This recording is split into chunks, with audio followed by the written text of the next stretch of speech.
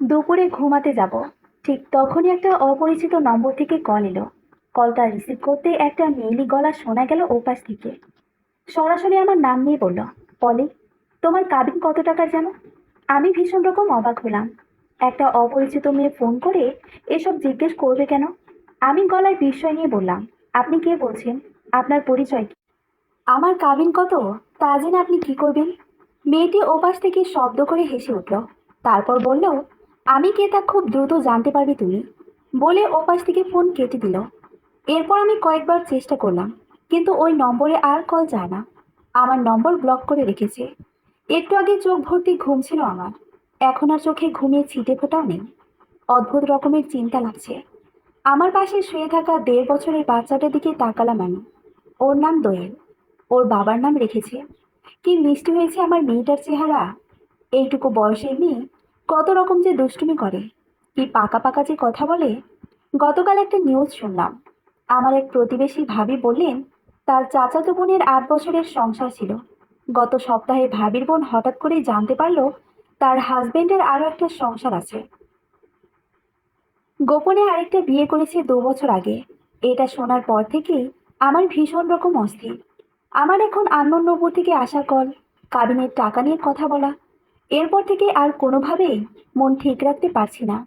আমার স্বামীর নাম আসিফ, একটা সরকারি ব্যাংকের ক্যাশ ম্যানেজার সে। এখনো সে অফিসে। মনের অস্থিরতা কমাতে আসিফকে ফোন করলাম আমি। অদ্ভুত বিষয় হলো, দুবার কল করার পরেও আসিফ কলটা রিসিভ করলো না। তৃতীয়বার যখন কল করলাম, তখন আসিফ কল রিসিভ করে প্রচন্ড রকম রাগ দেখিয়ে বলল, সমস্যা কি তোমার বলি? আমি এখন অফিসে, জানো না? কেন কল করছো বারবার? কেন বিরক্ত করছো আমায়? আমি অফিসে থাকলে আর কখনো ফোন দিবে না, খবরদার। আসিফের এরকম আচরণ আর কখনো দেখিনি আমি। ও হঠাৎ করে এমন বদলে গেল কিভাবে? কান্নায় চোখ ভিজে উঠলো আমার। আমি কান্না ভেজাই গলায় বললাম, আসিফ, আমার সঙ্গে এভাবে কথা বলতে পারলে তুমি? আসিফ আমার কথা শোনার জন্য বসে রইল না। ওপাশ থেকে কোট করে ফোন কেটে দিল। সারাটা দিন কেঁদে কেঁদে কাটলো আমার। রাতে আসিফ যখন বাসায় ফিরল, তখন অভিমান নিয়ে তার সঙ্গে কথা বললাম না। ভাবলাম সে কথা বলবে, কিন্তু বাসায় ফিরে আমার সঙ্গে সে কোনো রকম কথাই বলল না। এর চেয়ে অদ্ভুত বিষয় হলো, সে আজ বাইরে থেকে খাবার কিনে এনেছে। আমায় কিছু না বলে কেনা খাবার খেয়ে সে ঘুমিয়ে পড়েছে, অথচ আমি ওর জন্য রান্না করে রেখেছি। এমনিতেই রাতে অফিস থেকে ফিরেই সে মেয়েকে সময় দেয়, মেয়ের সঙ্গে শুয়ে গল্প করে। বাবা মেয়ে গল্প করতে করতে হেসে কুটি কুটি হয়। কিন্তু আজ মেয়ের কাছে গেলেও মেয়ের সঙ্গে তেমন কথাই বলেনি সে। এরপর সারাটা রাত ঘুমাতে পারিনি আমি, অথচ ও ঠিকই ঘুমিয়েছে। সকাল হলে ওর কথা না বললেও আমি নিজ থেকে ওর সঙ্গে কথা বলতে লাগলাম। বললাম, কি হয়েছে তোমার? আমার সঙ্গে কোনো কারণে তুমি রাগ করেছো? আসিফ কথা বলল না, চুপচাপ বসে রইল। আমি আবার জিজ্ঞেস করলাম, বললাম, কথা বলো, কিছু একটা বলো। না বলে বুঝবো কি করে কি হয়েছে? আসিফ বলল, আমার কথা বলার মুড নাই, এখন দয়া করে আমার কাছ থেকে যাও বলছি। আমি গেলাম না, কথা বন্ধ করলাম না। বললাম, মুড ভালো নাই মানে কি? রাতে বাইরে থেকে আনা খাবার খেলে কেন? আসিফ বলল, তোমার হাতে রান্না খাবো না তাই। সোজা কথা বোঝো না তুমি? আমি যার বনায় অবাক হলাম। আসিফ এরকম আচরণ করছে কেন আমার সাথে? আমি বললাম, আসিফ, তোমার কি আমাকে অসহ্য লাগছে? ভালো লাগে না আমার আর? আসিফ বলল, হ্যাঁ, তোমায় আমার খুব অসহ্য লাগে, ভালো লাগে না আর। এবার তো হয়েছে, দূর হও এখন সামনে থেকে। আমি আর কথা বললাম না। ভীষণ কান্না পাচ্ছে আমার। ওই এরকম বদলে গেল কিভাবে? কিন্তু সমস্যাটা কি হলো, এর কিছুই বুঝতে পারলাম না। আসিফ কি তাহলে গোপনে কিছু একটা করছে? ওই মেয়েটি যে ফোন করেছিল, ওর সঙ্গে কি আসিফের? অন্য কিছু ভাবতে গিয়েও ভাবতে পারি না। খুব খারাপ লাগে আমার। সব কিছু কেমন যেন এলোমেলো লাগে। আসিফ সকালের খাবার না খেয়ে অফিসে গেল। আমি পেছন থেকে ডাকলাম, বললাম, খেয়ে যাও, নাস্তা তৈরি হয়েছে তো। সে পেছনে না তাকিয়েই বলল, তুমি খাও, তোমার খাবার আমার গলা দিয়ে নামবে না। বলে অফিসে চলে গেল সে। ও চলে গেলে লম্বা সময় ধরে চুপচাপ রইলাম আমি। কান্না পাচ্ছিল খুব, কিন্তু কাঁদলাম না। ভাবলাম, কাঁদলে তো আর এসবের সমাধান হবে না। এরপর ওই মেয়েটির নম্বরে আবার কল করলাম। এখনো ব্লক করে রেখেছে, রিং হয় না। কিন্তু এর খানিক পর আসিফ আমায় ফোন করলো। বলল, অফিসের কি এক কাজে আজকে সে সিলেট যাবে। 1 সপ্তাহ থাকবে ওখানে, বাসায় ফিরবে না, সরাসরি অফিস থেকেই চলে যাবে। ড্রয়ারে টাকা রাখা আছে, খরচাপাতি লাগলে ওখান থেকে খরচ করতে বললো আমায়। আমার কোনো কথাই সে শুনল না। তার যা যা বলার সব বলে তারপর ফোন কেটে দিল।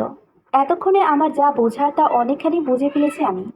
আসিফ আমার কাছ থেকে দূরে সরে যাচ্ছে, নাকি অনেক আগে দূরে সরে গিয়েছে কে জানি। ওই যে আমার প্রতিবেশী ভাবি তার চাচাতো বোনের গল্প বলল, হয়তো ওর চাচাতো বোনের মতো আমার জীবনটাও এমন হতে চলেছে। 2টি দিন এখানে মেয়েকে নিয়ে একা একাই কেঁদে কেটে কাটালাম আমি। বাবা মা নাই আমার, বড় ভাই আছে। ভাইয়াকে এ বিষয়ে কিছু জানাবো কিনা ঠিক করতে পারছিলাম না। কিন্তু 3য় দিন ওই মেয়েটির নিচ থেকেই কল করে আমায় চমকে দিল। সে বলল, পলি, তোমার হোয়াটসঅ্যাপ চেক করো দ্রুত। আমি দ্রুত ডাটা অন করে আমার হোয়াটসঅ্যাপ চেক করলাম। ওই মেয়েটির নম্বর থেকে কিছু পাঠিয়েছে।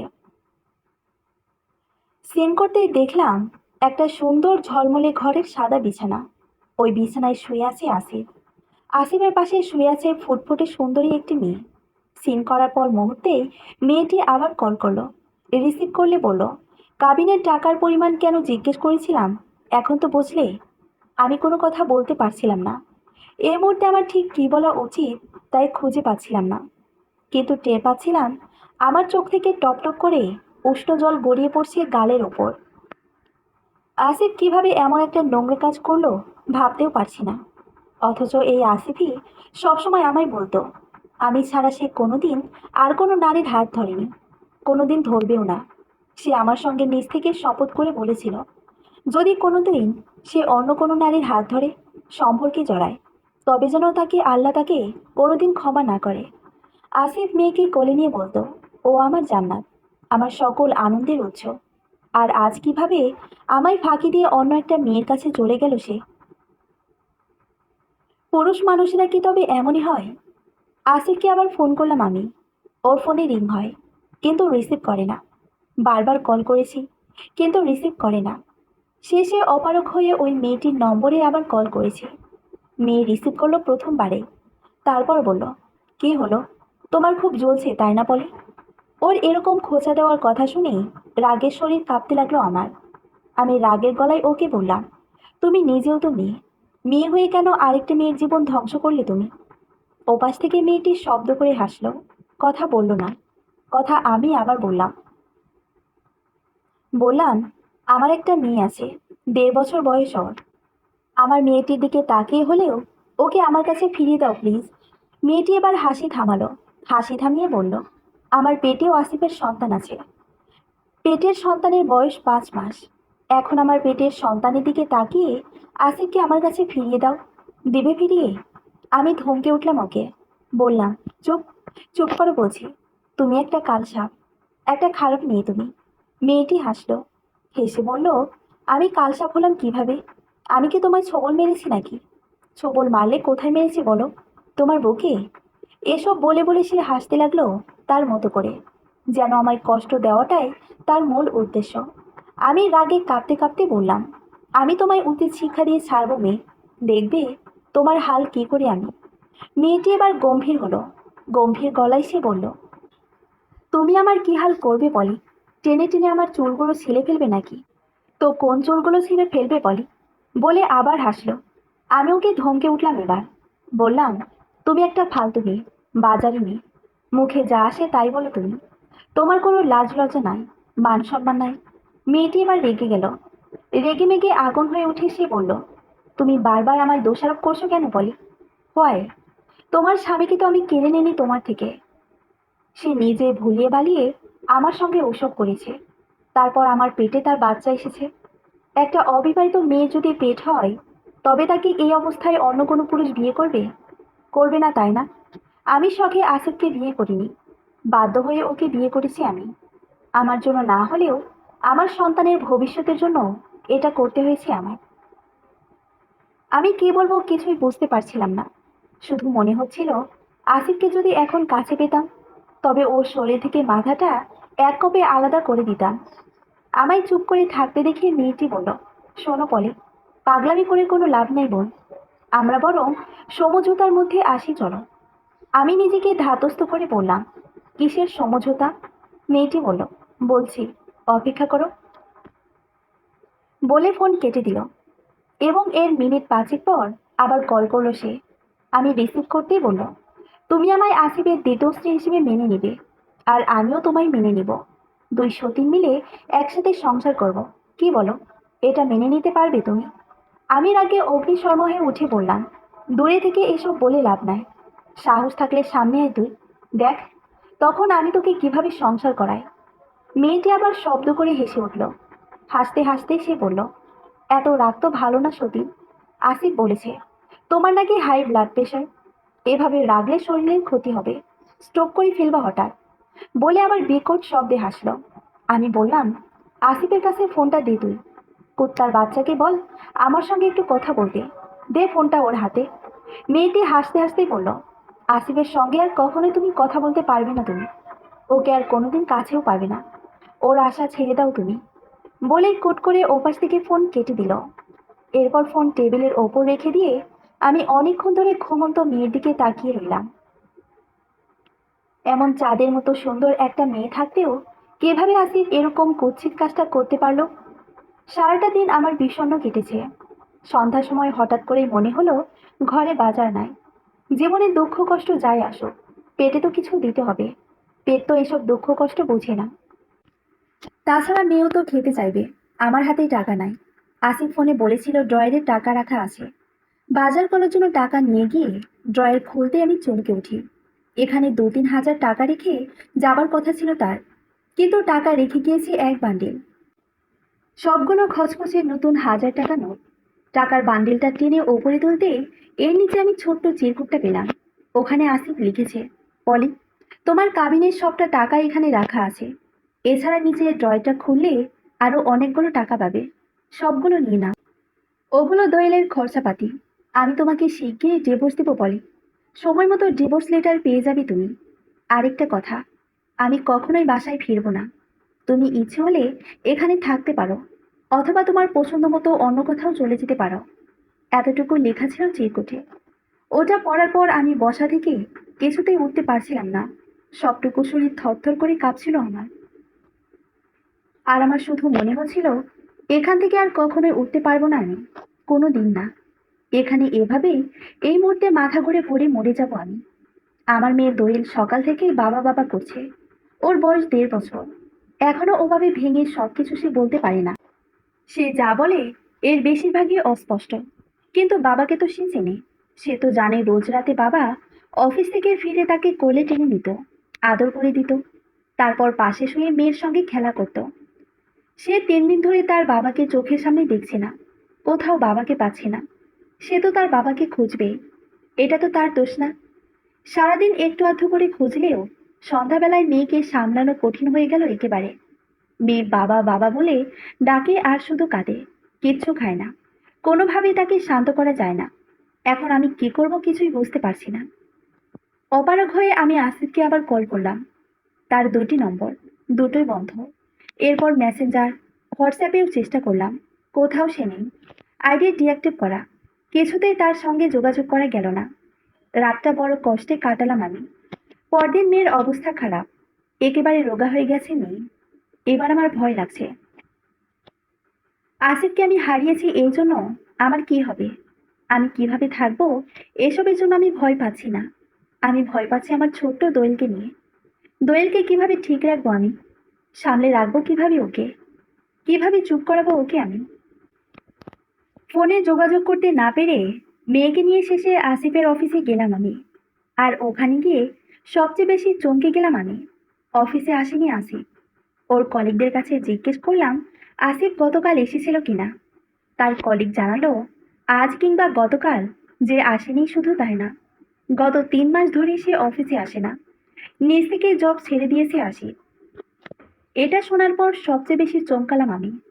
এত ভালো একটা সরকারি চাকরি, মানুষ হন্যে হয়ে এরকম একটা চাকরির পেছনে ঘুরঘুর করে, অনেক চেষ্টা পরিশ্রমের পরেও কাজ হয় না, চাকরি হয় না। আর সে কিনা নিজ ইচ্ছায় এই চাকরি ছেড়ে দিয়েছে। তাহলে কি যে মেয়ের কাছে সে গিয়েছে, তার অনেক টাকা, টাকার লোভে ওই মেয়ের কাছে নিজেকে সমর্পণ করেছে আসিফ। আমি ওর কলিগের কাছে জিজ্ঞেস করলাম আসিফের সঙ্গে ওনার যোগাযোগ আছে কিনা। তার কলিগ বলল যোগাযোগ আছে। আমি বললাম তার নম্বরগুলো বন্ধ করে রাখা, তাহলে উনি যোগাযোগ করেন কিভাবে? আমার এই কথা শোনার পর তিনি খুব সতর্ক হয়ে গেলেন এবং আমার সঙ্গে ভার ভার করে কথা বলতে লাগলেন। তিনি আমায় জিজ্ঞেস করলেন, আসিফ ভাই বাসায় না? আমি বললাম, না বাসায় না। উনি বললেন, তাহলে কোথায়? আমি বললাম, আমি জানি না কোথায়। আপনি ওর সঙ্গে কোন নম্বরে কথা বলেন ভাই? প্লিজ ওর নম্বরটা দিন না। লোকটা খানিক সময় থম মেরে বসে রইল, তারপর বলল, নতুন কোনো নম্বর নাই, আগের নম্বর দিয়েই কথা বলি। আমি বললাম, ওর নম্বর তো বন্ধ করে রাখা, তাহলে ওর সঙ্গে আপনি কথা বলেন কিভাবে ভাই? আসিফের কলিগ এবার তাড়াহুড়ো করে বলল, আপু, আমি ওর সঙ্গে লাস্ট কথা বলেছি 1 মাস আগে, এরপর আর কথা হয়নি। আজ আপনাকে আমি সময় দিতে পারছি না আপু। আমার একটা জরুরি কাজে এক্ষুনি এক জায়গায় যেতে হবে। আমি যাই। বলে সে অফিস থেকে তাড়াহুড়ো করে বেরিয়ে গেল। আমি ওখানে দাঁড়িয়ে রইলাম। আমাকে এভাবে রেখে সে বেরিয়ে গেল। আমি অবাক হয়ে তাকিয়ে রইলাম শুধু। এই লোকটা হঠাৎ করে এমন ঘাবড়ে গেল কেন? একটু আগে বলল যোগাযোগ আছে, এরপর বিষয়টা এড়িয়ে গেল। এমনকি তাড়াহুড়ো করে আমাকে এখানে রেখেই কাজের কথা বলে বেরিয়ে গেল। কি অদ্ভুত কাণ্ড! হতাশ হয়ে আসিফের অফিস থেকে এলাম। মেয়েকে এটা ওটা কিনে দিলাম, নানান ধরনের খেলনা, নানান কিছু। কিন্তু এসবের প্রতি মেয়ের কোনো আগ্রহ নাই। মেয়ের আগ্রহ শুধু তার বাবার প্রতি। ছোট্ট শিশু তো, তার বাবা কি করেছে, কত বড় নোংরা একটা কাজ করেছে, তা সে বুঝতে পারছে না। যদি সে বড় হতো, বুঝতো, তবে এমন বাবার মুখে সে হয়তো থুতু দিত না। বাসায় ফিরে এই মেয়েটিকে আবার কল করলাম। মেয়েটির নম্বরে গতকাল কল না গেলেও আজ ঠিকই গেল। প্রথমবারেই কল রিসিভ করলো মেয়েটি। বলল, কি খবর বলি? আসিফকে মনে পড়ে নাকি বারবার?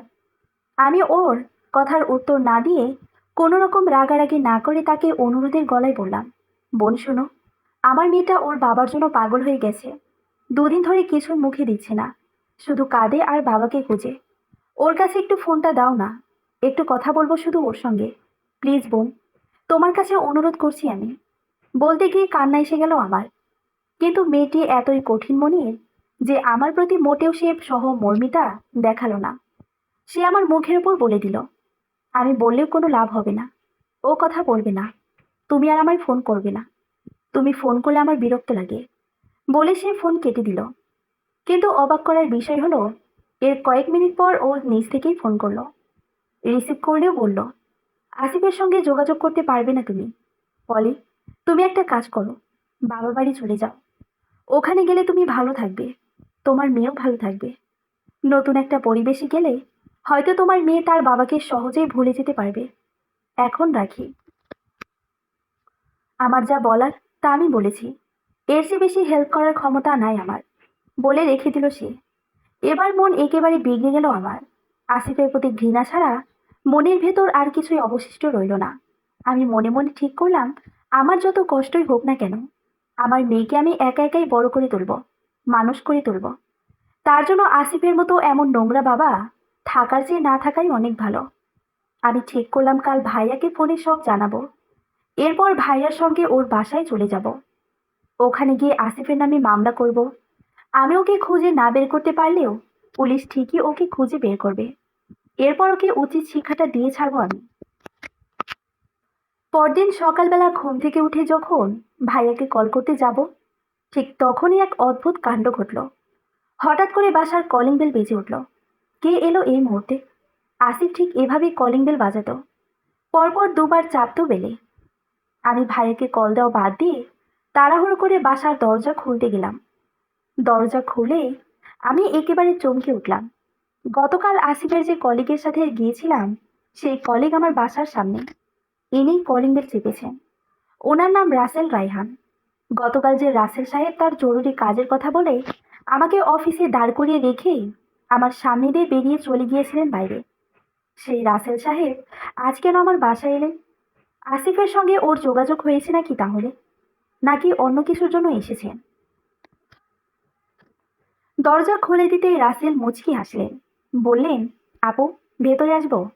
আমি বললাম, জি আসুন ভাই, ভেতরে এসে বসুন। রাসেল সাহেব ভেতরে এসে বসলেন। তার হাতে নানান রকমের খেলনা, দেখেই বোঝা যাচ্ছে বাচ্চার জন্য নিয়ে এসেছে। আমি ওনাকে 1 গ্লাস ঠান্ডা শরবত করে দিলাম। উনি শরবত খেয়ে শেষ করলে ওনার হাত থেকে গ্লাস নিতে নিতে তাকে বললাম, ভাই, আসিফের সঙ্গে আপনার যোগাযোগ হয়েছে কি? রাসেল সাহেব খানিক সময় চুপ করে রইলেন। তারপর বললেন, হয়েছে। আমি বললাম, ওই মেয়েটির সঙ্গে ওর কি ধরনের সম্পর্ক ভাই? রাসেল সাহেব তার অভ্যাস মতো আবারও খানিকটা সময় চুপচাপ বসে রইলেন। তারপর বললেন, ওরা 5-6 মাস ধরে লিভিংয়ে ছিল। গত 3 মাস আগে বিয়ে করেছে ওরা। বিয়ের পর অফিসে না এসে ওই মেয়ের কাছেই যেত সে। রাসেল সাহেবের কথা শুনে আমার মাথা কেমন ঘুরছে। নিজেকে ভীষণ অসহায় লাগছে আমার। কেন জানি মনে হচ্ছে এই পৃথিবীতে আমার আর কেউ নাই। আমি একা, চির একা। আমি রাসেল সাহেবের দিকে তাকালাম। তার চেহারায় কোনো চতুরতা নাই, ভনিতা নাই, খুবই সাদামাটা চেহারা। আমি তাকে বললাম, আসিফ কি বলেছে আপনার কাছে ভাই? আমার মেয়ে দোয়েলের কথা আপনি তাকে বলেছেন কিছু? বলেছেন ও সারাক্ষণ শুধু তার বাবাকে ডাকে, বাবার জন্য কাঁদে, পানিটুকু মুখে দেয় না। রাসেল অনেকক্ষণ ধরে চুপচাপ বসে রইলেন। তার চেহারা কেমন মলিন দেখাচ্ছে। অনেক সময় পর একটা লম্বা দীর্ঘশ্বাস টেনে তিনি বললেন, ও একটা অমানুষ হয়ে গেছে বুঝলেন। রাস্তার কুকুরেরও নিজের সন্তানের প্রতি দরদ থাকে, কিন্তু তার মনে তার সন্তানের প্রতি কোনো দরদ নাই। বলে চুপ করে গেলেন আবার তিনি। তিনি চুপ করলেও আমি চুপ করলাম না। আবার তাকে জিজ্ঞেস করলাম, বললাম, কে বলেছে এসব শুনে তা বলুন আমায়। কিছু তো একটা নিশ্চয় বলেছে। রাসেল সাহেব বললেন, হ্যাঁ বলেছে। বলেছে এই বাচ্চা তার না। রাসেল সাহেবের কথাটা যেন আমি ঠিক বুঝতে পারলাম না। তাই তাকে আবার জিজ্ঞেস করলাম, কি বললেন ভাই? আমি ঠিক বুঝিনি, ভালো করে শুনতে পাইনি। রাসেল সাহেব বললেন, থাক এসব কথা। এসব বাজে কথা শুনলে আপনি বরং কষ্ট পাবেন। প্রয়োজন নাই আর এসব শোনার। এর চেয়ে আপনি মেয়েকে নিয়ে স্বাধীনভাবে নিজের মতো করে বাঁচুন। একটা চরিত্রহীন লম্পটের জন্য নিজেকে কষ্ট দেওয়ার কোনো মানেই হয় না। আমি তার কথাই ভুলে গেলাম না। আবার জেরা করতে লাগলাম তাকে। বললাম, আপনি বলুন, সে কি বলেছে আমার মেয়ে সম্পর্কে? আমি তা শুনতে চাই। রাসেল সাহেব সম্ভবত একটু বিরক্ত হয়েছেন। বিরক্ত ভরা গলায় তিনি বললেন, ও বলেছে দোয়েল তার ঐরজাত সন্তান না, মানে সে দোয়েলের আসল বাবা না। এখন বুঝেছেন আপনি ও কি বলেছে? এই কথা বলে উঠে পড়লেন তিনি। খেলনাগুলো রাখলেন বিছানার ওপর। তারপর বললেন, দোয়েলের জন্য এনেছিলাম। বলে যখন উনি ঘর থেকে বেরিয়ে যাবেন, ঠিক তখনই দোয়েল ঘুম থেকে উঠল। আর ঘুম থেকে উঠেই বাবা বাবা বলে ডাকতে লাগলো। রাসেল সাহেব দরজা পর্যন্ত চলে গিয়েছিলেন, কিন্তু হঠাৎ দোয়েল ওঠায় এবং দোয়েলের মুখ থেকে বাবা বাবা বলে ডাক শোনায় তিনি এগিয়ে এলেন। অদ্ভুত বিষয় হলো, রাসেল সাহেবকে দেখে দোয়েল এক লাফে ওনার কোলে উঠে গেল। রাসেল সাহেব দোয়েলকে কোলে নিয়ে আদর করলেন। এরপর যখন নামিয়ে রাখতে চাইলেন, তখন দোয়েল কিছুতেই তার কোল থেকে নামবে না। আমি কাছে গিয়ে আমার কোলে নিতে চাইলাম। আমার কোলেও আসে না। জোর করে আনতে চাইলেও আসে না। সে বরং রাসেল সাহেবের জামা আঁকড়ে ধরে রাখে।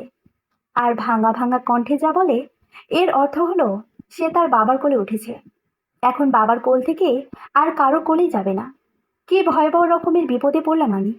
এখন কি করব আমি কিছুই বুঝতে পারছি না। রাসেল সাহেব এরকম নিরুপায় হয়ে দোয়েলকে কোলে নিয়ে ঘর থেকে বেরিয়ে বারান্দায় পায়চারি করতে লাগলেন। আমি দেখছি দোয়েল একটু পর পর ওনার মুখের দিকে তাকিয়ে থাকে। তারপর আবার ছাপড়ে ধরে, গালে নাক ঘষে দেয়। তারপর মিষ্টি গলায় ডাকে, বাবা, ও বাবা, বাবা, বাবা। আমার চোখ ভিজে ওঠে জলে। ফেরেশতাদের মতো নিষ্পাপ মেয়েটার বুক ভর্তি দরদ তার বাবার জন্য। আর তার বাবা কিনা এই মেয়েকেই অস্বীকার করে বসে আছে। বলেছে দোয়েল তার নিজের সন্তান না, মানুষ চরিত্রহীন হয়, স্ত্রীকে রেখে অন্য মেয়ের সঙ্গে সম্পর্কে জড়িয়ে পড়ে। তাই বলে নিজের সন্তানকে কি কেউ এভাবে অস্বীকার করতে পারে? আমি রাসেল সাহেবের কাছে গিয়ে দাঁড়ালাম। ওনার মুখে হাসি নেই, মুখ ভার করে রাখা।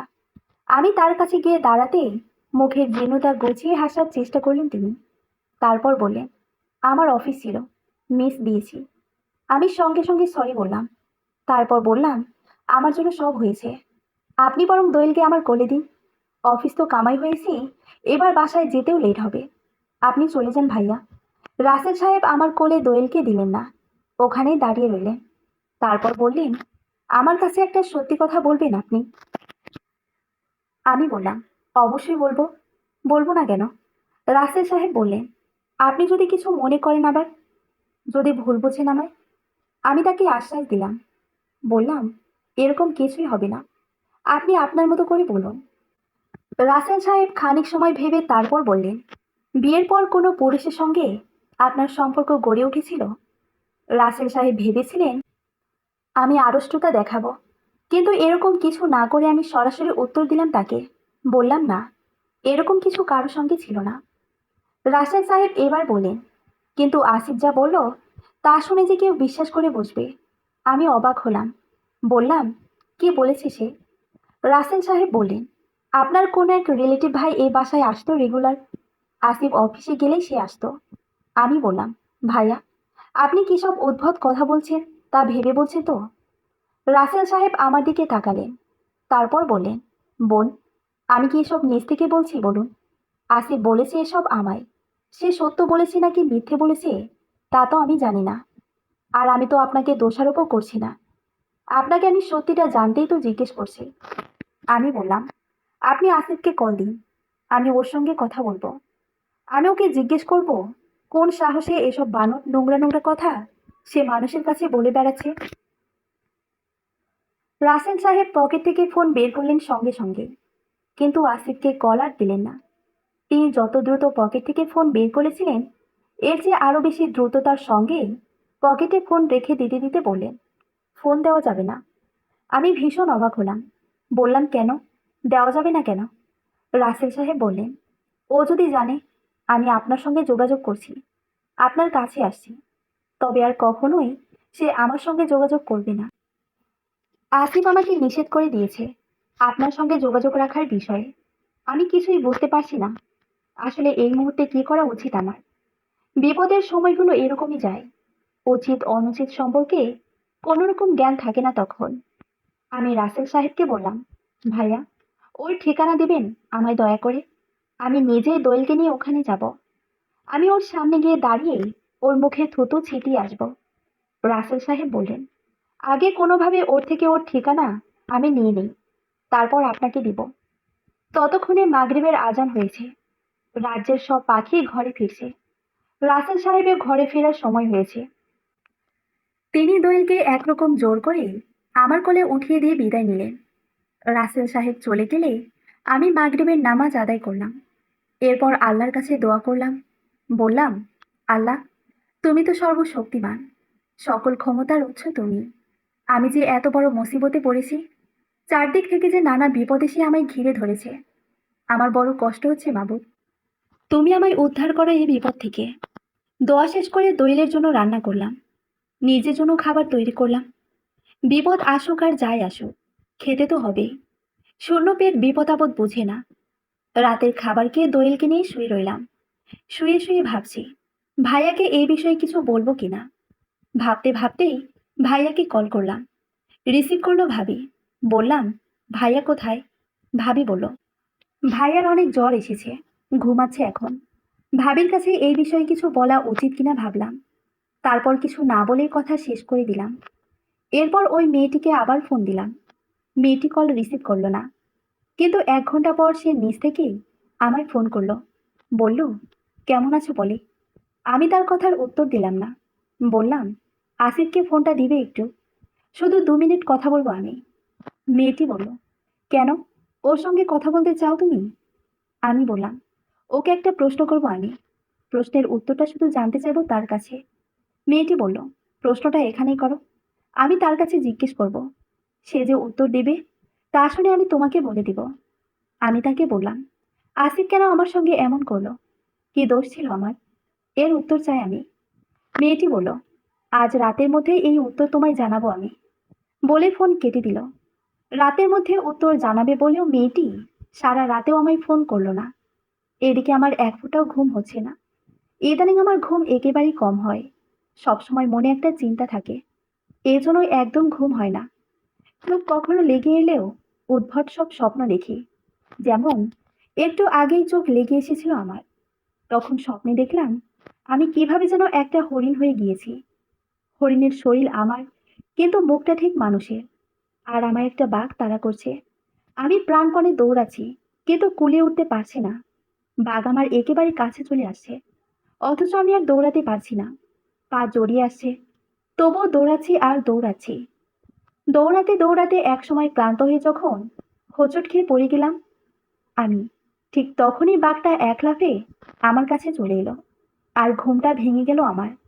ঘুম ভেঙে গেলে ভয়ে কেমন মুচড়ে উঠলাম আমি। এরপর আর কিছুতেই দু চোখের পাতা এক করতে পারিনি। বুকের ভেতর কেমন ধড়ফড় করতে শুরু করলো। বিছানা থেকে নেমে জগ থেকে ঢেলে এক গ্লাস পানি খেলাম ঢকঢক করে। এরপর আবার মেয়েটিকে নক করলাম আমি।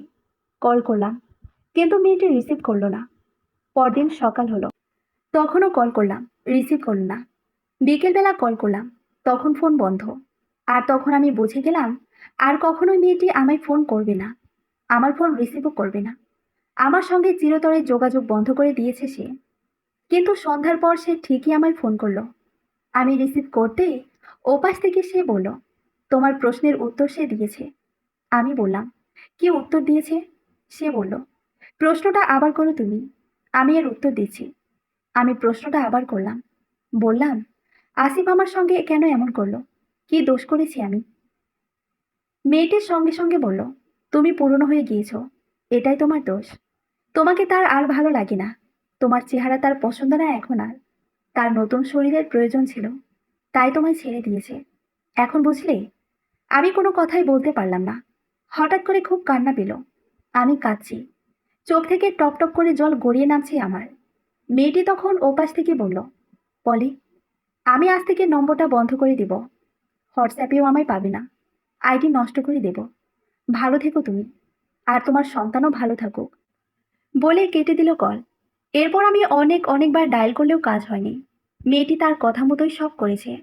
নম্বর বন্ধ করে দিয়েছে, হোয়াটসঅ্যাপ আইডি নষ্ট করে ফেলেছে। এমনিতেই আমার মাথা কাজ করছে না। কোথায় যাব, কি করব, সামনের দিনগুলো কিভাবে কাটাবো, এসব চিন্তা করতে করতে যখন আমি একেবারে অস্থির হয়ে উঠছি, তখন আরেক সমস্যা সামনে এসে দাঁড়ালো। দোয়েল এতক্ষণ শান্ত ছিল, খেলনা নিয়ে তার মতো খেলা করেছে এই দুটো দিন। ক্ষুধা লাগলেও খেয়েছে, কিন্তু এখন আবার আমার আঁচল ধরে টানে আর বাবা বাবা করে। কি এক খারাপ পরিস্থিতির মধ্যে যে পড়েছি আমি। এখন তাকে বাবা কোথা থেকে এনে দিব আমি? ইচ্ছে করে ওর গালে দুটো চড় বসিয়ে দিয়ে একটু নিঃশ্বাস নিই, কিন্তু নিজেকে খুব কষ্টে সামলে নিই। ভাবি, এইটুকু একটা মেয়েকে কেন মারবো আমি? ও কি বাস্তবতা বোঝে? তাছাড়া তার তো এতে কোনো দোষ নাই, দোষ তার বাবার। মাঝে মধ্যে আমি নিজেকেও দোষারোপ করি। আয়নায় গিয়ে তাকাই, আয়নায় তাকিয়ে দেখি আমি বুড়ি হয়ে গিয়েছি কিনা, চেহারা নষ্ট হয়ে গিয়েছে কিনা। কিন্তু কোনো কিছুরই পরিবর্তন দেখি না, বরং মুখের সৌন্দর্য আগের চেয়ে আমার বেড়েছে। কিন্তু এরপরেও আসিফের কাছে অপছন্দের হয়ে গেলাম কিভাবে আমি? নাকি আসিফরা এরকমই, এক নারীতে ওরা আসক্ত হতে পারে না? ওদের নতুন নতুন শরীর না হলে চলেই না বুঝি? কান্না এসে যায় আবার, কিন্তু কাঁদি না। শক্ত হয়ে দাঁড়াতে চাই একটু, কিন্তু দাঁড়াতে পারি না। দাঁড়াবার জন্য নিজের একটু জমিন লাগে, নিজের জায়গা থাকতে হয়। আমার নিজের দুটো পা আছে, কিন্তু দাঁড়াবার জায়গাটুকু নাই। সারাদিন দোয়েলকে ভুলিয়ে ভালিয়ে রাখা গেলেও সন্ধ্যার সময় বিপদ হলো। মেয়ে গলা ছেড়ে চিৎকার শুরু করেছে। এখন কি করি আমি? কোনো কথাই শোনে না সে আমার। এমন বিপদের সময় হঠাৎ করে কলিং বেল বাজে আবার, সে চিরচেনা নিয়মে, চিরচেনা সুরে। আমি জানি এরকম করে কলিং বেল শুধুমাত্র দুজনই বাজাতে পারে। একজন আমার স্বামী আসিফ, অন্যজন আসিফের কলিগ রাসেল সাহেব। আমি তাড়াহুড়ো করে গিয়ে দরজাটা খুলে দিই। দরজা খুলতে দেখি রাসেল সাহেব। রাসেল সাহেবের হাতে আজ পলিথিন ভর্তি আম। আমগুলো তিনি মেঝেতে নামিয়ে রাখলেন, আর কি যেন বলতে চাইলেন, কিন্তু বলার আর সুযোগ পেলেন না। ততক্ষণে দোয়েল বিছানা থেকে নেমে এক লাফে রাসেল সাহেবের কাছে গিয়ে তাকে আঁকড়ে ধরল, আর রাসেল সাহেবের গায়ে নাক মুখ ঘষে দিতে দিতে বলল, বাবা, আর যাবে না তুমি, আর যাবে না। 1.5 বছরের একটা মেয়ের কথা অত স্পষ্ট হবার কথা না, কিন্তু আমার দোয়েল কি সুন্দর করে স্পষ্ট বাক্যে এই কথাগুলো বলছে। আমি মেয়ের মুখের দিকে তাকিয়ে আছি। কি সুন্দর যে দেখাচ্ছে তাকে। একটু আগে তার মুখে ছিল কষ্টের ছাপ, কিন্তু এখন তাকে দেখে মনে হচ্ছে জান্নাতের একটা সবুজ রঙা পাখি, যার ঠোঁটে মিশে আছে অনন্ত অসীম আনন্দ। এরপর 2-3 দিন এভাবেই গেল। কারো সঙ্গে কোনো যোগাযোগ নাই আমার। হায়াত আছে তাই মেয়েকে নিয়ে একরকম বেঁচে আছি। এরকম করে দিনগুলো পার করলাম। মানুষ বিপদে পড়লে বাবা মার কাছে যায়, মা বাবা না থাকলে ভাই বোনদের কাছে যায়। তারাই তো পরম আপন। আমার মা বাবা কিংবা বোন নাই, একটাই ভাই আছে, বড় ভাই। আমার তো তার কাছে যাওয়া উচিত, তার কাছে গিয়ে সব বলা উচিত। কিন্তু কেন জানি আমি মোটেও ভরসা পাচ্ছি না। ইচ্ছে করছে না কাউকে কিছু বলতে। তাই চুপচাপ এখানেই আছি, কোনো রকম পড়ে আছি, বেঁচে আছি। 3 দিন পর আবার এলেন রাসেল সাহেব। তিনি আজ রঙিন পাঞ্জাবি পরে এসেছেন, হাতে নতুন ঘড়ি, গায়ে সুগন্ধি মেখেছেন, মিষ্টি গন্ধ বেড়াচ্ছে গা থেকে। অন্যদিন দোয়েল তার কোলে গেলেও আজ গেল না। সে আপন মনে ঘরের এক কোণে বসে খেলতে লাগলো। ওনার এসব ঘন ঘন আসা যাওয়া আমার কেন জানি ভালো লাগছে না। লোকে এটাকে ভালোভাবে নেবে না। তাছাড়া ওনার সপ্তাহে 6 দিন অফিস। অফিস কামাই করে রোজ রোজ তিনি সেজেগুজে আমার এখানে আসবেন কেন? রাসেল সাহেব অন্যদিন আমায় বোন বলে সম্বোধন করলেও আজ আমার নাম ধরে ডাকলেন। বললেন, পলি, আপনি ভাবছেন শুধুমাত্র আপনি একাই বিশ্বাসঘাতকতার শিকার হয়েছেন, তাই না? আমি ওনার কথাটা ঠিক বুঝতে পারলাম না। তাই বললাম, আমি বুঝতে পারিনি ভাই, আপনার কথাটা বুঝিয়ে বলুন। রাসেল সাহেব এবার বললেন, আপনি আমার স্ত্রীকে কখনো দেখেছেন? আমি বললাম, জি না, দেখিনি। রাসেল সাহেব তার ফোন হাতে নিয়ে ছবি বের করলেন। তারপর দেখালেন আমায়। ভীষণ সুন্দরী মহিলা। আমি এরকম সুন্দরী মেয়ে খুবই কম দেখেছি। রাসেল সাহেব আমায় ছবি দেখাবার পর বললেন, আমার স্ত্রী দেখতে যতটা সুন্দর, ঠিক ততটাই খারাপ ওর চরিত্র। আমি বললাম, মানে? রাসেল এবার বললেন, ও পরপুরুষ ছাড়া কিছু বোঝে না। আমার একটা কলিগও বাদ রাখেনি ও। সবগুলোর সাথেই শুয়েছে হারামজাদি, এমনকি তোমার স্বামীর সাথেও। এবার আমার কেমন খটকা লাগছে। তার শরীরে মাখা মিষ্টি গন্ধের আড়ালেও কেমন বাসি ভাতের গন্ধের মতো উদ্ভট একটা গন্ধ বেশি আসছিল। কিন্তু আমি বুঝতে পারছিলাম না এটা কিসের গন্ধ ঠিক। এরপর তিনি আরো কি সব আজগুবি ধরনের কথা বলতে শুরু করলেন। বললেন, পলি, আপনাকে আমি 1 লাখ টাকা দেবো, বুঝলেন? 1 লাখ। আমার এবার ভয় লাগছে। আমি কাঁপা কাঁপা গলায় বললাম, আপনি বাসায় চলে যান ভাই, প্লিজ চলে যান। রাসেল আমার দিকে তাকালেন। তার চোখ দুটো টকটকে লাল।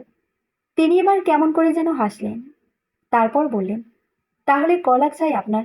2 লাখ, আড়াই, নাকি একেবারে 3 দিব? আমি আর কিছু বলতে পারছি না, কিন্তু টের পাচ্ছি ভয়ে শরীর বারবার শিউরে উঠছে আমার। রাসেল সাহেব এবার শব্দ করে হাসলেন। তারপর আমার একটা হাত ধরে তার দিকে হ্যাঁচকা টান দিয়ে আমায় তার কাছে নিতে চাইলেন।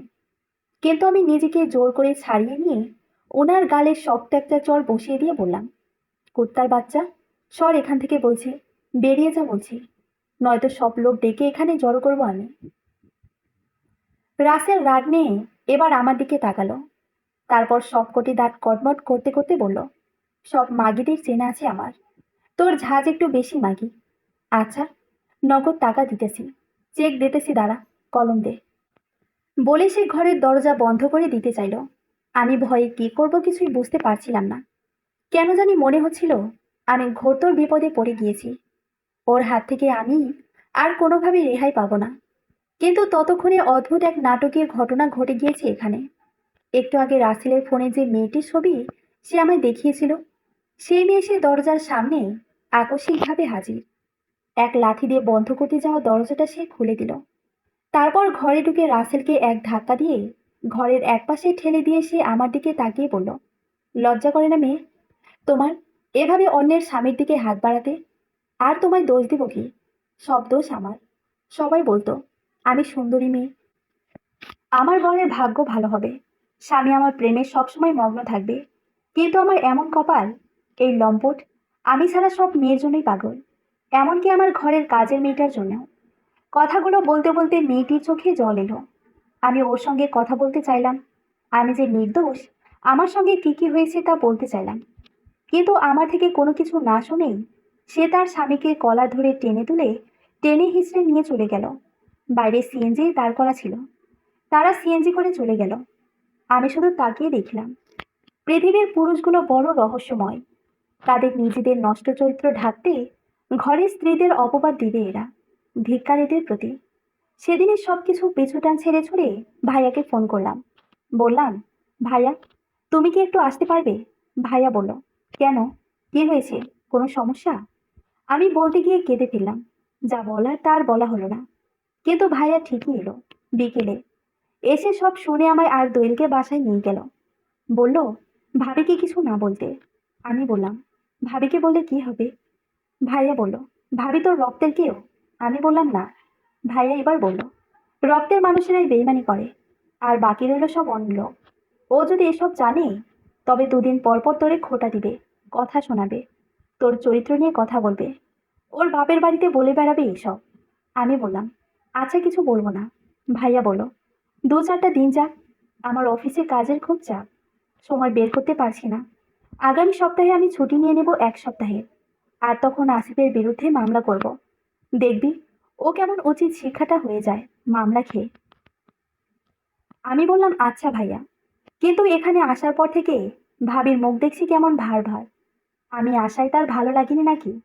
দুদিন এখানে ভালোই গেল। খারাপের মধ্যে এটাই যে ভাবির মুখ সবসময় ভার ভার ছিল। আমার সঙ্গে চেয়ে চেয়ে কথা বলেনি, কিছু জিজ্ঞেস করলে শুধু উত্তর দিয়েছে, এটুকুই। কিন্তু দুদিন পর ভাবি 2 বছরের ছেলে আনানের সঙ্গে খেলা করছিল দোয়েল। খেলার এক পর্যায়ে আনান দোয়েলের হাতে শক্ত এক কামড় বসিয়ে দিল। দোয়েল ব্যথায় চিৎকার করে কাঁদছে। ওর কাছে গিয়ে ওকে কোলে নিয়ে আনানকে আদর করে শাসন করলাম।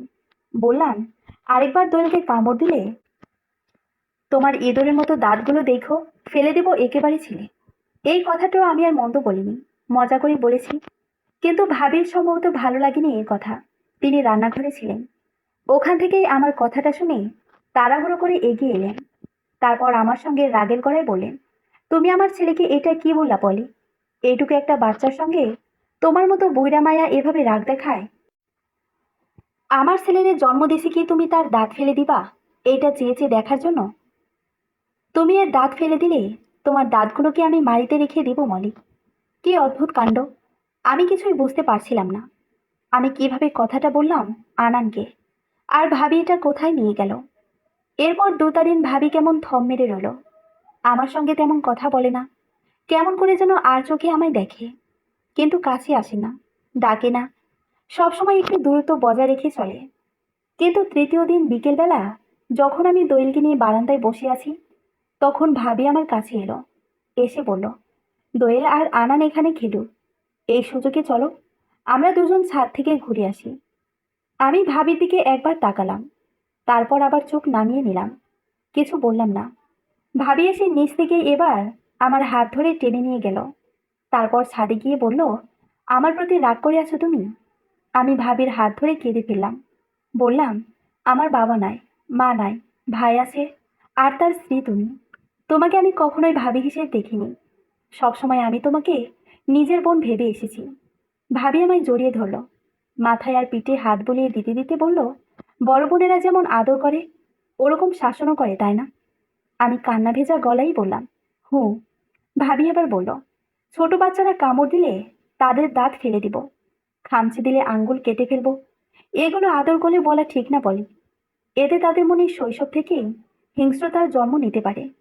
ওরা মনে মনে বিশ্বাস করে বসতে পারে সামান্য কিছুর জন্যেও কারো দাঁত ভেঙে দেওয়া যায়, আঙ্গুল বা হাত কেটে দেওয়া যায়। এর চেয়ে বরং আরো সুন্দর সুন্দর কথা বলা যায় এদের, যেমন কাউকে কামড় দিতে নেই, খামচি দিতে নেই, আল্লাহ গুণা দিবেন। এগুলো করলে তুমি যদি বাচ্চাদের এভাবে বলো, তবে দুটো লাভ হবে। বাচ্চারা পাপ হবে এই জন্য আর কখনোই কামড় বা খামচি দিবে না, আর সৃষ্টিকর্তার প্রতি তাদের আগ্রহ জন্ম নিবে। দেখবে বারবার সে তোমায় জিজ্ঞেস করছে, আল্লাহ কেমন, কি করেন তিনি, এই সব কিছু। আমি ভাবির কথাগুলো বুঝতে পারলাম, তাই নিজ থেকেই সরি বললাম ভাবিকে। এরপর ভাবি আসল কথা এলো, বলল, তোমায় ছাদে নিয়ে এসেছি আসলে অন্য কারণে বলে। আমি অবাক হলাম, বললাম, কোন কারণে? ভাবি এবার আমায় বলল, এই কয়েকটা দিন ধরে তোমরা 2 ভাই বোন মিলে সবসময় লুকিয়ে চড়িয়ে কি সলা পরামর্শ করছো বলো তো আমায়। আমি হঠাৎ করে বিষম খেলাম। তারপর নিজেকে কোনোরকম সামনে নিয়ে বললাম, কী সব বলছো ভাবি তুমি? কই করলাম? কখন দেখলে তুমি এসব করতে? ভাবি হাসলো, তারপর বলল, পলি, আমি বোকা মেয়ে না।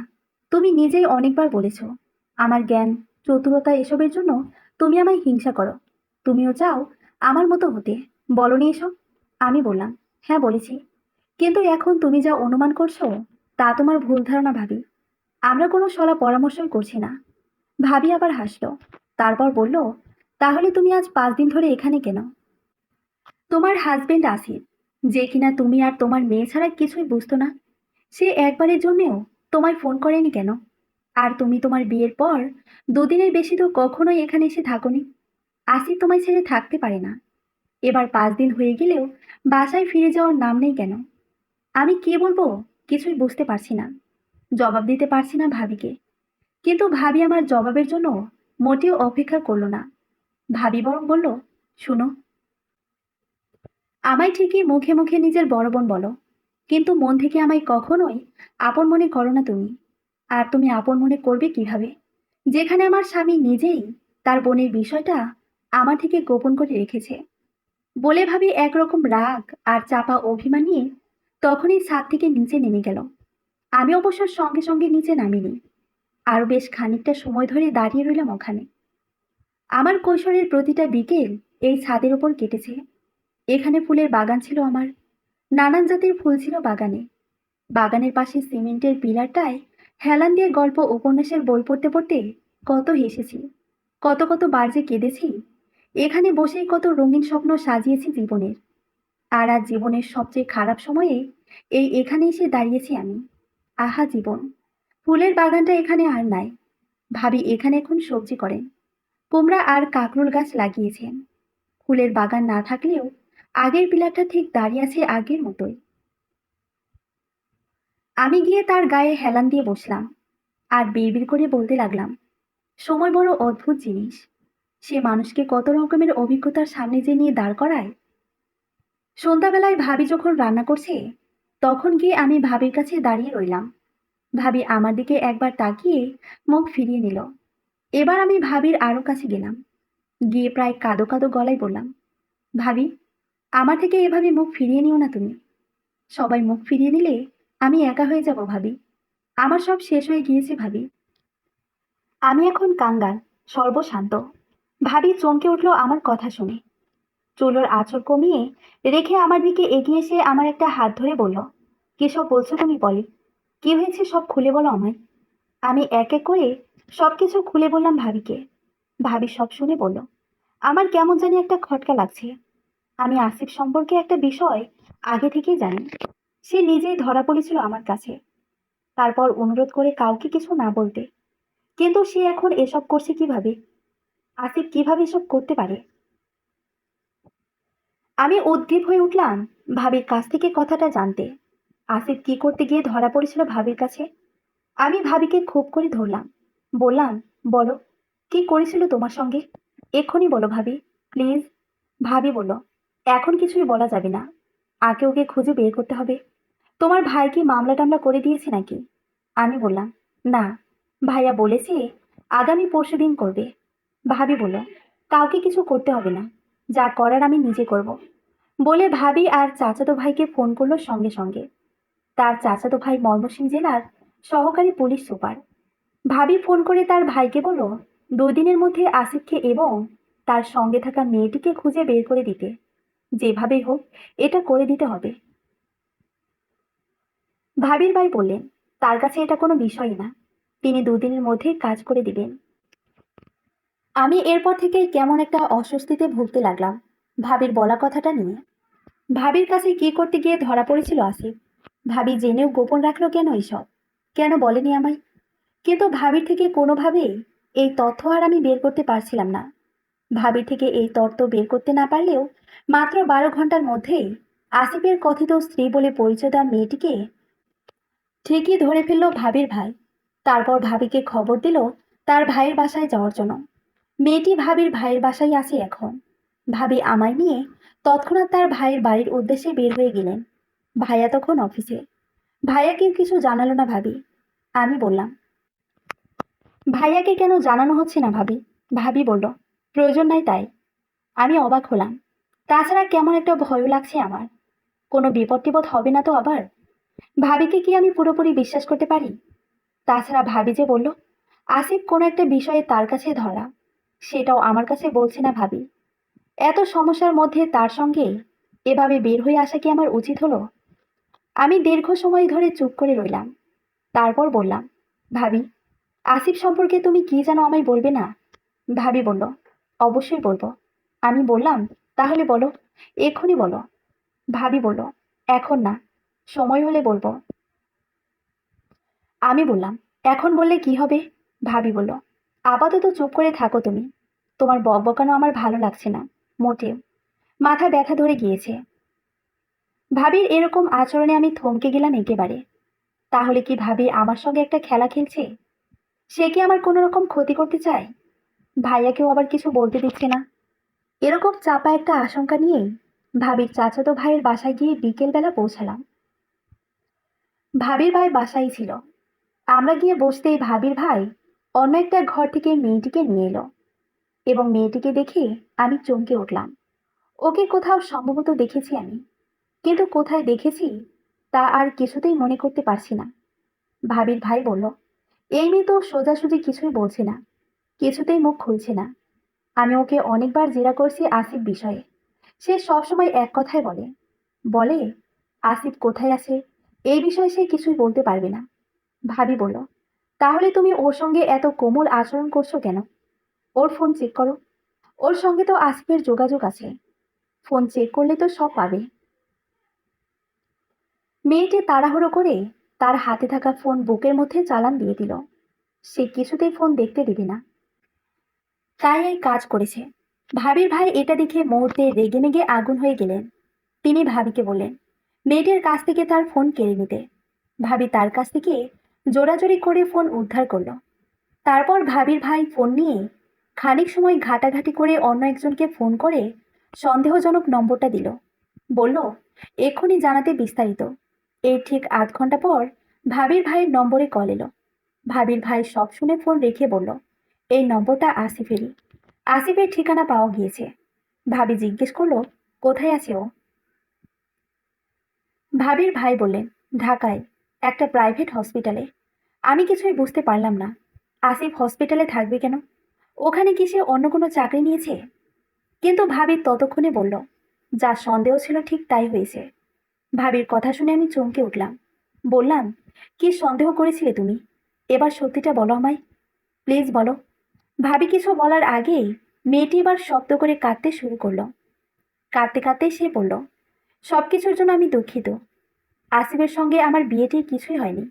ও আমার খুব ভালো বন্ধু। আমরা ভার্সিটিতে একসঙ্গে পড়াশোনা করেছি। বন্ধুদের বাইরে আমাদের মধ্যে আর কিছুই নেই। আমি ওর কান্না দেখে মোটেও গলে গেলাম না। ওর দিকে এগিয়ে গিয়ে ওর দিকে রাগী চোখে তাকিয়ে বললাম, তুমি আমার সঙ্গে ফোনে সব বলেছ। আসিফকে তুমি বিয়ে করেছ। আসিফের সন্তান তোমার পেটে। এখন মিথ্যে বলছো কেন? তোমায় আমি সহজে ছেড়ে দেব না মেয়ে। বলে মেয়েটিকে আঘাত করতে আমার হাতটা ওপরে তুলতেই ভাবি এসে আমার হাতটা খপ করে ধরে ফেলল। তারপর বলল, মেয়েটি মিথ্যে বলছে না। আমার সন্দেহের সঙ্গে যেহেতু মিলে গিয়েছে, তবে মেয়েটি সত্যি বলছে। আমি বললাম, ভাবি তুমি তাহলে এখনো বলছো না কেন আমায় আসলে কি হয়েছিল? আসিফ কি করতে গিয়ে ধরা পড়েছিল তোমার কাছে? ভাবি বলল, আরো 6 মাস আগে আসিফ ভুল করে আমার হোয়াটসঅ্যাপে একটা মেসেজ করেছিল। ওই মেসেজে লেখা ছিল, দোস্ত, আমি মরণ ব্যাধিতে আক্রান্ত হয়েছি। ক্যান্সার ধরা পড়েছে আমার। কি করব কিছুই বুঝতে পারছি না। এরপর সঙ্গে সঙ্গে মেসেজটা আনসেন্ড করে ফেলল সে। এটা হয়তো তার কোনো বন্ধুকে লিখেছিল, কিন্তু ভুলে আমায় দিয়ে ফেলে। আর আমি আনসেন্ড করার আগেই তা দেখে ফেলি। ও আনসেন্ড করলেও আমি নিজ থেকে ওকে মেসেজ দিই। বলি, আসিফ, তুমি যে মেসেজটা লিখেছিলে এটা কি সত্যি? আসিফ সঙ্গে সঙ্গে কথা ঘুরিয়ে ফেলে। সে বলে, ভাবি, এটা আমার এক বন্ধু আমায় মেসেজ করেছিল। আমি ফরওয়ার্ড করে আমার অন্য বন্ধুকে দিতে গিয়ে ভুলে আপনাকে দিয়ে ফেলি। তাছাড়া আমার যদি এরকম কিছু হয়, আপনারা জানবেন না, পলি জানবে না। আমি তখন ভেবেছিলাম আসিফ ঠিকই বলেছে, তার তাহলে ক্যান্সার হয়নি। কিন্তু কাল যখন সবকিছু তুমি আমায় বললে, তখনই আমার মনের সন্দেহটা আবার জেগে ওঠে। আমি তো আসিফের চরিত্র কেমন, আচার আচরণ কেমন সব জানি। তাই আমি তাড়াহুড়ো করে আসিফকে খুঁজে বের করার জন্য আমার ভাইকে বলি, ওকে বের করতে পারলেই তো আসল সত্যিটা বেরিয়ে যাবে। ভাবির কথা শেষ হলে ওই মেয়েটিও ঠিক তাই বলে। মেয়েটি কাঁদতে কাঁদতে বলে, আসিফ হসপিটালে মৃত্যুর সঙ্গে পাঞ্জা লড়ছে। তার অবস্থা খুবই খারাপ। সে যেদিন জানতে পারলো সে আর বাঁচবে না, ডাক্তার বলেছে সময় একেবারেই কম, তখন সে এসে আমায় অনুরোধ করে, সব খুলে বলে আমায়। বলে সে এমন কিছু করতে চায় যেন তুমি তাকে প্রচণ্ড ঘৃণা করো এবং মন থেকে তাকে দূরে সরিয়ে দাও আর নিজের মতো নতুন করে জীবন সাজাতে পারো, যেন নিজের পায়ে তুমি দাঁড়াতে পারো। এই জন্যই সে বাড়ি থেকে ওই চিঠি রেখে বের হয়ে আসে, এসে নিখোঁজ হয়ে যায়। তারপর আমায় দিয়ে তোমায় ফোন করিয়ে এসব বলায় আমায় দিয়ে, যেন তুমি এসব বিশ্বাস করে দ্রুত তাকে ভুলে যেতে পারো। সে চেয়েছিল তার মৃত্যু হবে গোপনে, দাফন কাফনও হবে গোপনে, যেন তার জন্য তোমার সারা জীবনের আনন্দ নষ্ট হয়ে না যায়। এমনকি সে তোমার নামে তার বাসা, গ্রামের সয় সম্পত্তি যা আছে সব উইল করে দিয়েছে। উইলের কাগজ আমার কাছে জমা রেখেছে সে। এসব শোনার পর আমি পাগলের মতো হয়ে উঠলাম। কি করব না করব কিছুই বুঝতে পারছিলাম না। নিজেকে বারবার আমি ধিক্কার দিতে লাগলাম। আমার আসিফ মৃত্যুর সঙ্গে পাঞ্জা লড়ছে, আর আমি কিনা তাকে কত অভিশাপ দিয়েছি, কত খারাপ ভেবেছি তাকে। আমি কাঁদতে কাঁদতে মেয়েটিকে বললাম, বোন, আমায় এক্ষুনি নিয়ে যাও ওখানে, ওর কাছে নিয়ে যাও আমায়। আমি পাগলের মতো হয়ে উঠলাম। কি করব, নিজেকে কিভাবে স্থির করব কিছুই বুঝতে পারছিলাম না। আমরা যতক্ষণে গিয়ে ওখানে পৌঁছালাম ততক্ষণে আসিফের অবস্থার আরো অবনতি হয়েছে। ওর কাছে গিয়ে ওকে দেখে আমি চমকে উঠলাম। চেহারা দেখে চেনাই যাচ্ছে না যে এটা আসিফ। শুকিয়ে এতটুকু হয়ে গিয়েছে, গায়ের রং মলিন হয়ে পড়েছে একেবারে। সে তার নিস্তেজ শরীরটা নিয়ে হসপিটালের বেডে পড়ে আছে। সে হয়তো ভাবেইনি আমি এখানে এসে যেতে পারবো। আসিফ আমার দিকে বোকার মতো তাকিয়ে রইল, কোনো কথা বলল না। শুধু দেখলাম ওর চোখ থেকে টপটপ করে গরম জল গড়িয়ে পড়ছে। আমি পাগলের মতো সঙ্গে সঙ্গে ওর ওপর ঝাঁপিয়ে পড়লাম। তারপর ওর গালে কপালে চুমু খেতে খেতে বললাম, আসিফ, তুমি কেন আমার থেকে এসব লুকিয়ে রেখেছিলে? কেন? আসিফ কোনো কথা বলল না। আমি বেডের উপর বসে ওর মাথাটা আমার কোলের ওপর নিয়ে ওর দিকে তাকিয়ে কান্না ভেজা গলায় বললাম, আসিফ, তুমি কোথাও চলে যেতে পারবে না। তুমি বেঁচে থাকবে। আমি তোমায় সুস্থ করে তুলবো আসিফ। আমি তোমায় ভালো করে তুলবো। আসিফের চোখ দুটো টকটকে লাল হয়ে উঠেছে। তার চোখ থেকেও জল গড়িয়ে পড়ছে। কিন্তু তার নিজের চোখের দিকে খেয়াল না দিয়েই আমার চোখের জল মুছে দিতে দিতে সে বলল, পলি, আত্মা এমন এক পাখি যে চলে যেতে চাইলে তাকে কেউ কোনোভাবে আটকে রাখতে পারে না আর। আমি বললাম, সব বিক্রি করে দিব আমি। তোমায় নিয়ে বাইরে চিকিৎসা করাতে যাব। তুমি ঠিক সুস্থ হয়ে উঠবে। আসিফ আমার একটা হাত মুঠো করে ধরল। তারপর বলল, আমি তো সামান্য মানুষ, যে ডাক্তার চিকিৎসা করে সময় এলে সেও চলে যায়। কেউ তাকে রাখতে পারে না। আমি ওর এসব কথা শুনলাম না। ভাইয়াকে ফোন করে বললাম টাকার জোগাড় করতে। কিন্তু টাকা তো আর বললেই জোগাড় হয় না। গয়না, জমি বিক্রি করে টাকা, পাসপোর্ট, ভিসা এসব হাতে আসতে আসতে আরো বেশ কয়দিন সময় লাগলো। ততদিনে আসিফের অবস্থা একেবারে অবনতির দিকে।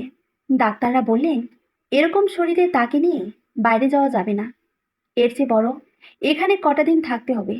শরীর একটু ভালো হলে নিয়ে যাওয়া যাবে। এরপর আল্লাহর কি মেহেরবানি, এর 3-4 দিন পর সে খানিকটা সুস্থ হয়ে উঠল। এখন তার একটা হাত ধরলে সে হাঁটতে পারে। হসপিটাল থেকে ডাক্তার তখন সংকেত দিল এখন নিয়ে যাওয়া যাবে। এর মধ্যে আমি এয়ার লাইসেন্সের টিকিট কাটলাম। আগামীকাল ওকে সিঙ্গাপুর নিয়ে যাব। পরদিন সকালবেলা ফ্লাইট। কিন্তু রাতে কিছুতেই ঘুমাচ্ছে না আসিফ। শুধু গল্প করে, পুরনো সব গল্প। কিভাবে আমাদের বিয়ে হয়েছিল, কোথায় কোথায় আমরা ঘুরতে গিয়েছিলাম, এই সব কিছু। আমি ওর মাথায় হাত বুলিয়ে দিলাম। কাজ হলো না। তবুও ঘুমায় না সে। আমি বললাম, কি হয়েছে তোমার? সে বলল, কিছু হয়নি। তারপর সে বলল, লাইটটা জ্বালিয়ে দাও পলি। আমি সুইচ টিপে লাইট জ্বালিয়ে দিলাম। এরপর ওপাশ ফিরে সে দোয়েলের সারা শরীরে হাত বুলিয়ে দিল। কপালে চুমু খেলো ওর। তারপর বলল, বারান্দায় যাই চলো। আমি বললাম, বাইরে বৃষ্টি হচ্ছে, অনেক বাতাস, গেলে তোমার ক্ষতি হবে। কিন্তু আসিফ যাবেই যাবে। শেষে অপারগ হয়ে তাকে নিয়ে বারান্দায় গেলাম। ওখানে গিয়ে সে এক হাত দিয়ে আমায় জড়িয়ে ধরল। তারপর বলল, কি সুন্দর বৃষ্টি। আচ্ছা, জান্নাতেও কি এমন বৃষ্টি হয় বলে? আমি কিছুই বুঝতে পারছিলাম না। কিন্তু বুকের ভিতর কেমন একটা মোচড় খেয়ে গেল আমার। আমি তাড়াহুড়ো করে ওকে টেনে নিয়ে ঘরে এলাম। এরপর তাড়াহুড়ো করে শুয়ে লাইট অফ করে দিয়ে ওর চুলে হাত বুলিয়ে দিতে দিতে বললাম, ঘুমাও। আসিফ ঘুমালো, ছোট্ট শান্ত শিশুদের মতো করেই ঘুমালো। আসিফ ঘুমিয়ে পড়লে আমিও ঘুমিয়ে পড়লাম। পরদিন সকালবেলা আমি ঘুম থেকে উঠলাম। দোয়েল উঠল। কিন্তু আসিফ আর উঠল না। আসিফ ঘুমিয়ে রইল। তাকে চিৎকার করে ডাকলাম, কোনো রকম সাড়া দিল না। বললাম, আসিফ, আমাদের একটু পরে ফ্লাইট, এয়ারপোর্ট যেতে হবে, দ্রুত ওঠো, ওঠো। তবুও সে উঠল না। আমি কাঁদলাম। কেঁদে কেঁদে তার হাতে পায়ে ধরে ডেকে বললাম, আসিফ ওঠো, দোহাই লাগে ওঠো। তবুও সে উঠল না। ততক্ষণে বাড়িতে অনেক লোকের সমাগম হয়েছে। তাদের বললাম ডাকতে। তারা বলল, ডাকলে আর কোনো লাভ হবে না, সে উঠবে না। অথচ বাইরে তখনও বৃষ্টি হচ্ছে, বাতাস দিচ্ছে, সেই ঝমঝম করে ঝরে পড়া বৃষ্টি আর তুমুল হাওয়ার মাঝেও আসিফ তার নিথর দেহতা বিছানায় রেখে সে ভিজে ভিজে চলে যাচ্ছে অন্য কোথাও, অদৃশ্যের কোনো এক জগতে। সমাপ্ত। গল্পটি কেমন লেগেছে অবশ্যই কমেন্ট করে জানাবেন। ধন্যবাদ।